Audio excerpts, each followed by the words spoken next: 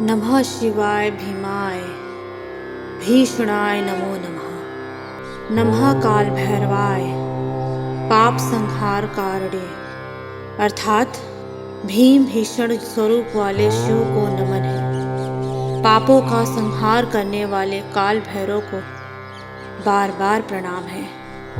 क्या आप जानते हैं काल भैरव की उत्पत्ति कैसे हुई?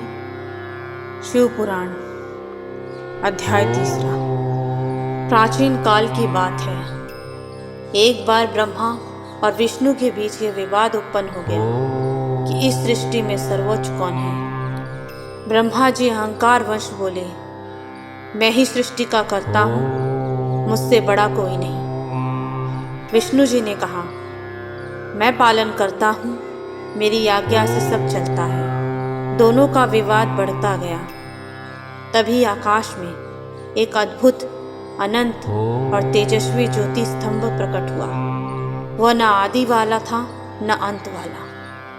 तब एक आकाशवाणी हुई, जो इस ज्योति की आदि और अंत खोज ले वही श्रेष्ठ माना जाएगा।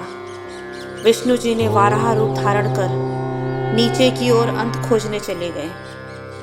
ब्रह्मा जी हंस रूप लेकर ऊपर की ओर आदि खोजने उड़ गए। हजारों वर्षों तक खोजने के बाद भी विष्णु जी को अंत नहीं मिला और वे सत्य स्वीकार कर लौट आए। परंतु ब्रह्मा जी ने केवट की पुष्प को झूठी साक्षी बनाकर कहा, मैंने आदि देख लिया है। यह असत्य और अहंकार देखकर शिव जी क्रोधित हो उठे। उन्होंने काल भैरव को प्रकट किया। शिव जी के ललाट एक भयंकर उग्र स्वरूप वाला काल भैरव, उसके हाथ में त्रिशूल था, आंखों में प्रलय की अग्नि और स्वरूप काल को भी भयभीत करने वाला। शिव जी ने आदेश दिया, हे भैरव, ब्रह्मा के अहंकार को नाश करो। काल भैरव ने अपनी बाई कनिष्का उंगली के नाखून से ब्रह्मा जी का 5वां सिर काट दिया।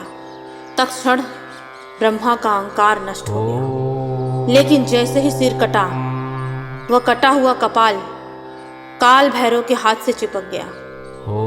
यह था ब्रह्म हत्या का दोष। शिव जी ने कहा, हे भैरव, इस दोष से मुक्त होने के लिए काशी जाकर भिक्षाटन करो। काल भैरव ब्रह्मा का कपाल लेकर भिक्षुक रूप में काशी पहुंचे।